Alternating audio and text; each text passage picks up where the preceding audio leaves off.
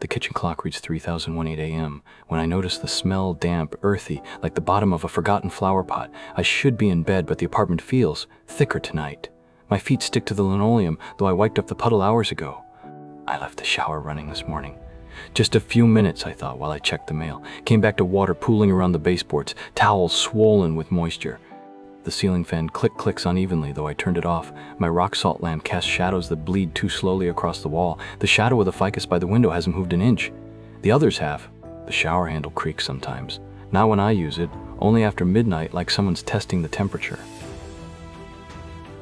Last Tuesday, I found a single wet leaf in the drain catch. My building has no trees. I keep the bathroom door shut now, but the humidity clings. My books warp their covers. The air tastes like the inside of a seashell. It's not the footsteps that finally unspool me. No, it's the towel, the green one. Yesterday morning it hung crisp and dry. Last night, the fabric drooped heavy in my hand, smelling of brine. Half an hour ago I peeled it off the rack again, dripping. No windows open, no leaks. The shower head bone dry when I ran a finger under it. Now I sit at the kitchen table, arms prickling, staring at the closed bathroom door. The towel still wrung out over the sink basin, pooling quietly. But here's the thing, I never put it there. The green towel quivers, not from a draft. There are no drafts here, only stagnant whispers. Its frayed edge trembles against the porcelain, dripping a rhythm out of sync with the clock's ticking. The hum rises beneath the floorboards, low and tidal. The puddle beneath the towel reflects a wavering greenish light the bathroom hasn't held in years. My throat tightens.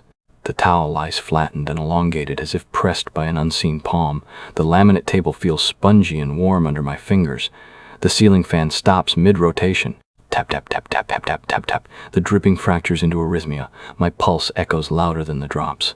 The ficus's shadow uncurls branches like ancient fingers.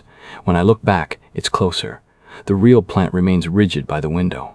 Brine coats my tongue. The linoleum softens like wet sand. I plead with legs that no longer obey. A slick, sucking exhale resonates beyond the door, the sound of childhood boots pulled from river mud. My feet move autonomously toward the sound. The hallway stretches. The walls breathe. The floor gives beneath each step, a gelatinous lurch, like walking across the tongue of some enormous beast. My left hand grazes the wall. It's tacky now, feverish, the wallpaper's floral pattern puckering into boils. I try to count the steps to the front door. 13, always 13. But the numbers slip.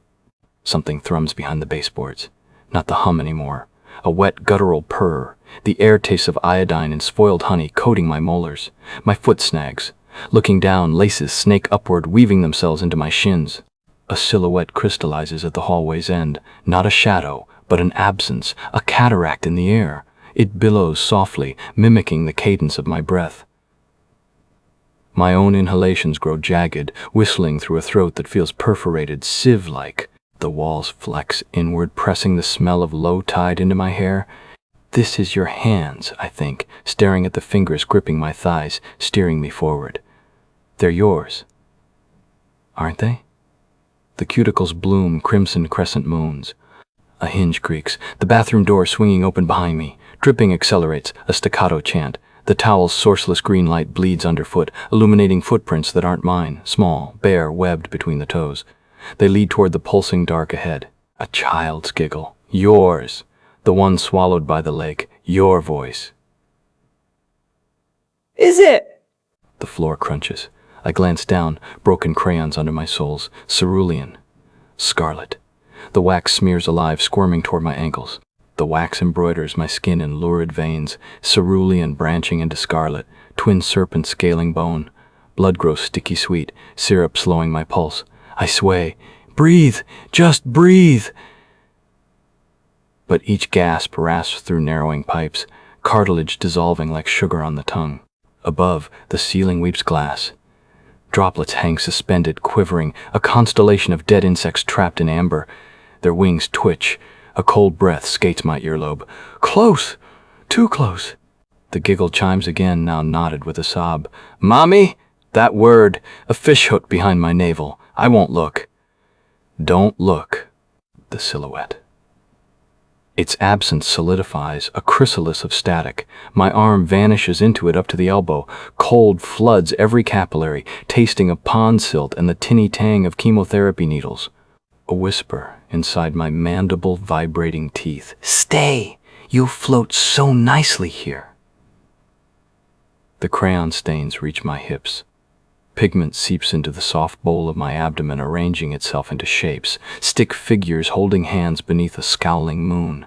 Down the hall, the front door shudders. 13 steps, but my legs won't answer. They petrify, bark-crusted roots threading through floorboards. Rot blooms in my marrow. Quiet. Plush.